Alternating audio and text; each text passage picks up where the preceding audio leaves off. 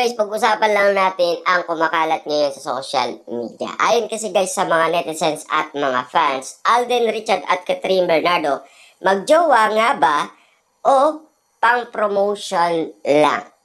Kayo guys, ano ang masasabi ninyo sa kinikilos ngayon ni Catherine Bernardo at Alden Richard? Ayon kasi sa kanila, promotion lang at hanggang pakilig lang. Hindi nila alam na si Alden ay solid na manliligaw ni Catherine Bernardo. Pero bago yan guys, kailangan makasubscribe ka muna bilang pasasalamat na rin sa atin guys. At i-click mo na rin ang notification bell para updated ka lagi sa ating content. I-like mo na rin at mag-comment ka na rin at mag-share, diba?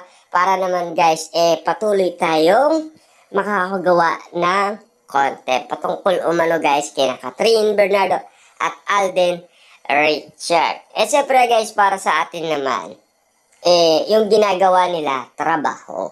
Diba? Siyempre, may along kilig yan at sweet moment. Pero, kapag tapos na ang kanilang trabaho, ibang usapan na ang gagawin nila. Iba na yung guys na ipapatong ni Catherine Bernardo ang kanyang kamay sa kamay ni Alden Richard. Diba? At iba yung sistema na inalagaan ni Alden Richard, si Catherine Bernardo. Diba? Kitang-kita naman natin guys sa mall tour. Diba? Inaalagaan niya kapag tumutulo ang kanyang mga pawis. At lalong-lalo guys yung ginawa niya sa SM Iloilo. Diba? Kakaiba yun guys. Dahil tumalon kasi si Alden Richard sa escalator. Papaano naman kaya guys yung pag-aalaga ni Catherine Bernardo kay Alden Richard sa Canada? Dahil pinagluluto niya guys. Diba? At lalong-lalo na inaatid pa ng pagkain si Alden Richard. At naikwento pa yan guys ni Alden Richard kay MJ Felipe. Ibig sabihin lang nito guys, ay naliwanag ni Alden Richard na si Catherine Bernardo ang nag-aalaga sa kanya noong sila ay nasa Canada. Diba? Kaya nga naman guys, bitin na bitin siya doon sa Canada. Diba? At lalong-lalo na guys, bitin na bitin si Alden Richard sa kanilang mall tour. Papaano naman kaya guys ang pagpupromote nila kapag wala na? At tapos, diba? Siyempre malulungkot na si Tisoy. Kasi wala na silang job. Wala na silang trabaho. Pag doon na sila guys pag-iisipan ng maraming tao. Diba? Kasi yan ang pinaka-iniintay guys ng marami. At lalong-lalo na guys, ang anniversary na iwalayan ng Katniel. Kasi 1 year na kasi guys ang iwalayan Katniel sa November 30, 2024. Diba? Yan ang pinaka-inihintay ng marami guys kung ano ang eksenang mangyayari. Diba?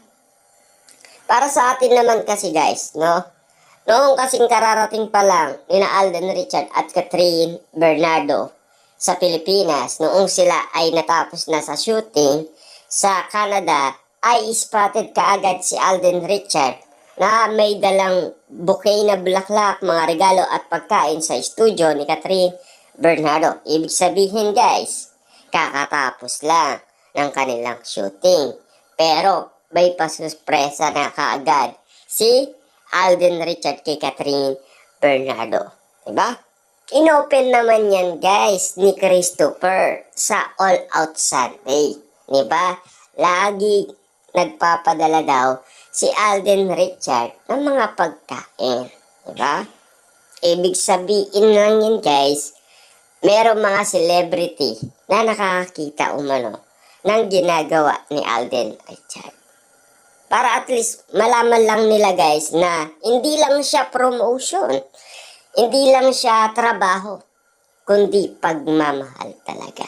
Kasi ika nga guys ng balita, dahil sa nangyari sa Canada, nade-develop daw ang pagmamahalan Catherine Bernardo at Alden Richard. At ayon naman guys kay Lolit Solits, diba? Si Ethan at si Joy parang ginawang tutungong buhay ayon sa kanya. Ibig sabihin, parang yung nakikita niya kay Alden Richard at Catherine Bernardo, ibang klase na ang nakikita niya. Parang totoong buhay na ang ginagawa ni na Alden Richard at Catherine Bernardo. E paano naman ang nakita ni Mart at Marvin? Hindi yun guys eh. Pinatay niya na nga yung promotion at yung sinasabi nila na agang pakilig lang eh. Sinasabi ni Mart at Marvin, ang love at chemistry hindi nga fake news eh. Diba? Kasi kita-kita naman natin kasi guys na maraming inaalala ang mga bawat eksena at lalong-lalo na guys, marami ang nagtataka at nagdududa sa bawat kilos ni na Alden Richard at Catherine Bernardo. Ito kasi guys ay madalas pinag-uusapan noon pa. Wala pa yung movie na yan ay pinag-uusapan na sila. Diba?